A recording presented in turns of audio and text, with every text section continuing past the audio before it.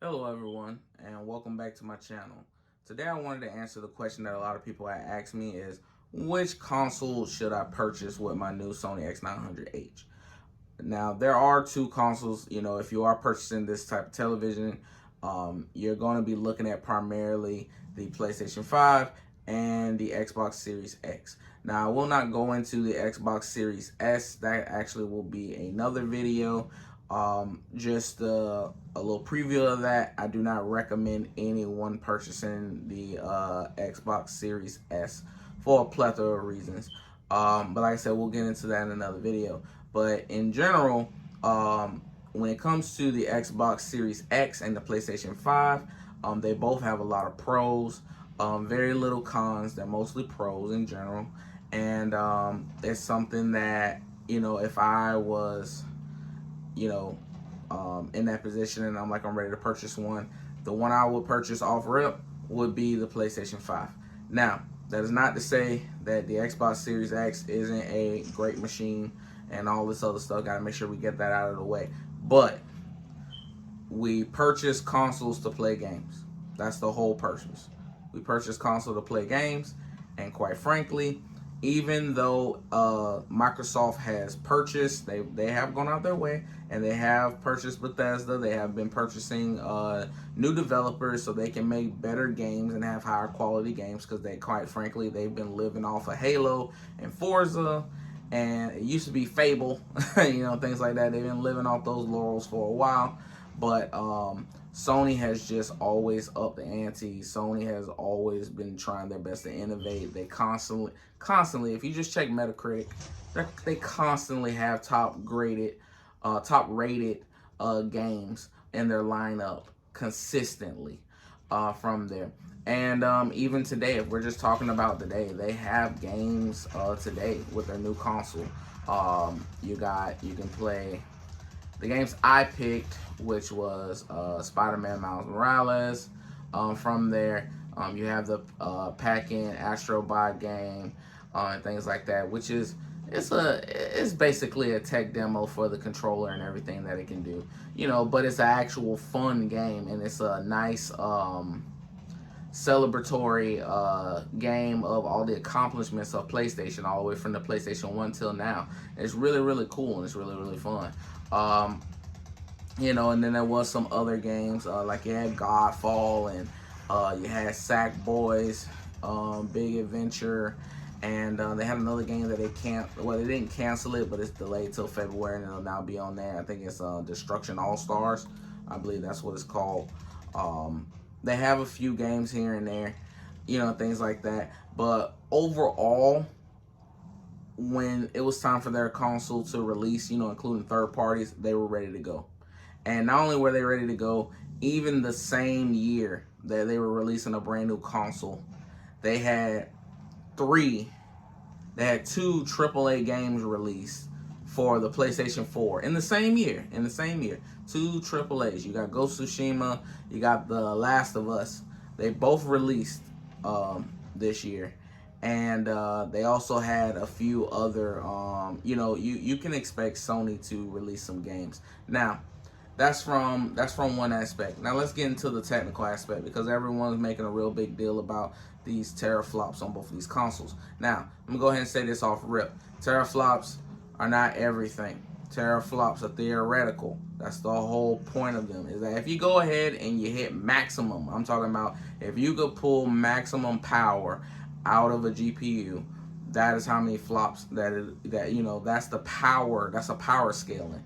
But what the flops doesn't tell you is that you cannot take flops from a previous year, which I know is getting very technical at this point, but you cannot take flops from a previous year a la PlayStation 4, Xbox One, and you can't say, oh, there was 1.8 flops that time, or 6 flops on the Xbox One X, and, well, the Xbox Series X is 12 flops, so that means it must be double the power of the Xbox One X. Actually, no. The Xbox Series X is actually much more powerful than than double of the Xbox One X. Now, I do not like the fact that they basically named the console exactly the same, so that sucks. But so it's hard to differentiate. But yeah, the Xbox Series X is actually much more powerful than the Xbox One X. So with that in mind, it also goes back to the PlayStation 5. The PlayStation 5 is built off the exact same AMD Zen 2 and Zen 2 and RDNA to architecture. It's based off the exact same thing. So you cannot look at it and say, oh, this is 10 teraflops. So it's about 2.5 times as powerful as the PS4 Pro. That's not how it goes. It's actually much more powerful than that. And then on top of that, the PlayStation 5 has the actual real advantage that a lot of people don't want to. Well, they try to talk about it, you hear about it a lot, is the SSD. But what a lot of people don't understand is that the SSD is so much more important than the teraflops. And Sony smartly, decided that they wanted to invest more money on the SSD side than they actually did on the GPU. They looked at how much GPU they needed, but they really wanted to take all the extra budget that they had for designing the console, and really, Mark Cerny really wanted to make sure they put that into the SSD. And you're seeing amazing results. Right now, especially Miles Morales is the best example right now until we get Ratchet and Clank next year. But, and if you've played Spider-Man last generation, on the PS4, when you were traversing New York, you had to take the subway a lot. So when you would do that, that was basically a loading screen. But no one mind, because the loading screens were so nice. Like it was really nice and fun, had nice little jokes and everything, so everyone enjoyed it. But when you take the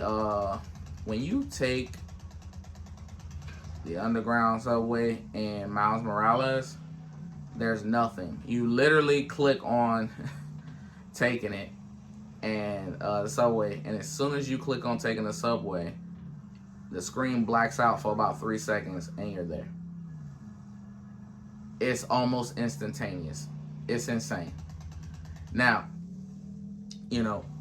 Microsoft on the Xbox does have a very fast SSD, but it also is essentially an off-the-shelf SSD.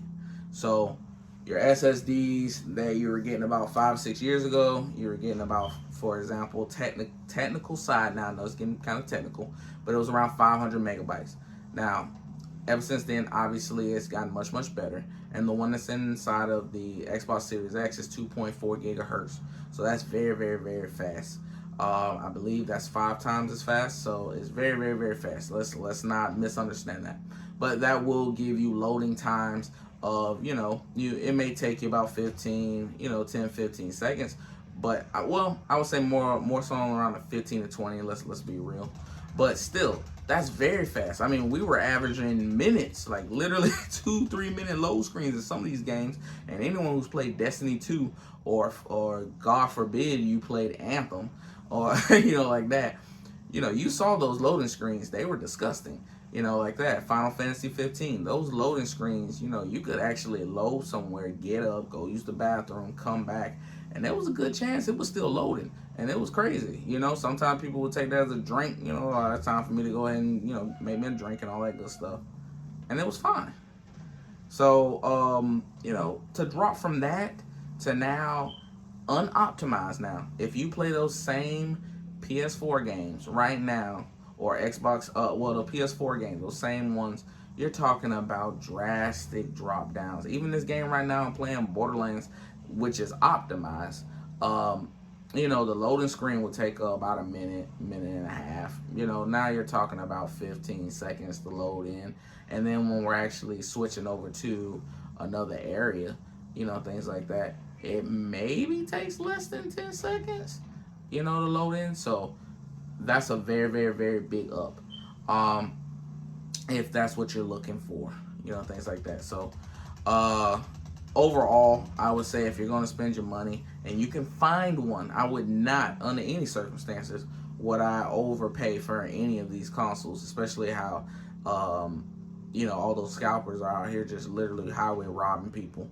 I wouldn't do that under any circumstances. But if I had the option, I would definitely purchase the PlayStation 5. There's games there. It's crisp. We already know every game that's coming out. I'm talking about exclusive games. We already know the exclusive games that are coming out in 2021. We already been promised Gran Turismo 7, Ratchet and Clank, Horizon. I forgot what it's called. It's Horizon. It's Horizon 2, like that. And I love Horizon Zero Dawn. I just can't remember the sequel's name. We've already been promised all these games for next year, and that's all. And those are 3 AAA games. We're not even talking about the third-party games that are going to be on and all those other things. We're just talking about, this is what Sony said that we're getting, not the AA games. Those are just the AAA games.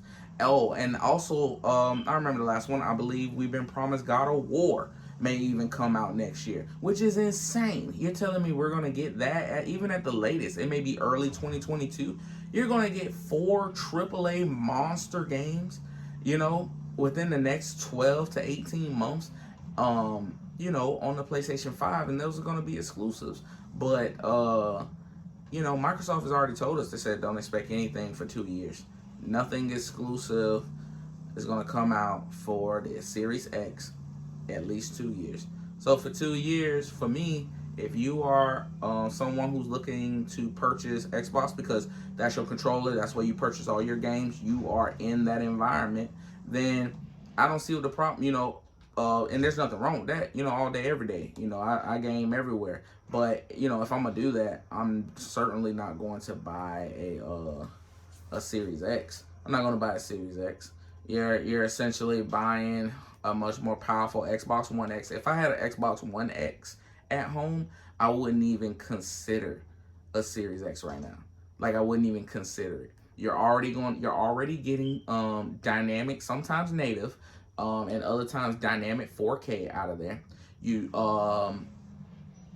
already get you have the space. You already bought a ton of storage for it, because we all know that storage is extremely expensive on next gen consoles. You have everything, everything that you could possibly need right now. I wouldn't purchase that. But for PlayStation on the other hand, you're gonna get something immediate. You have something to play now. You're gonna have something to play in a couple of months. They're gonna keep dropping games out for you.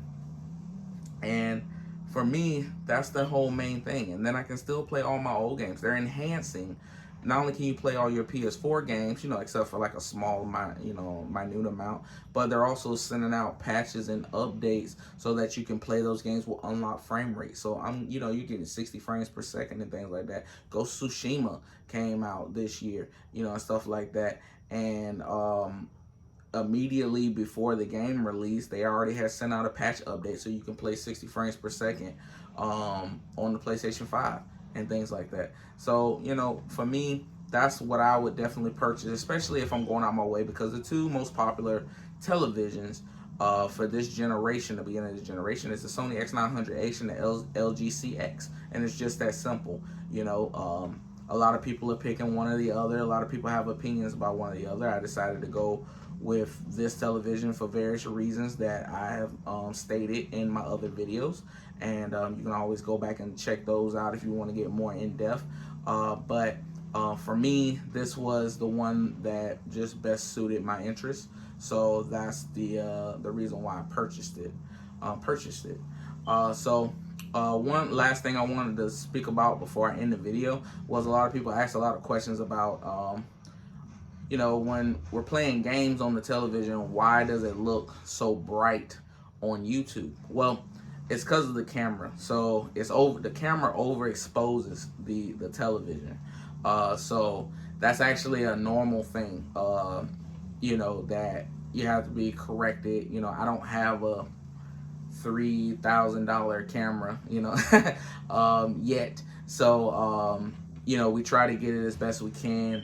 You actually have to, for example, here I can kind of get it down. You have to drop down your brightness.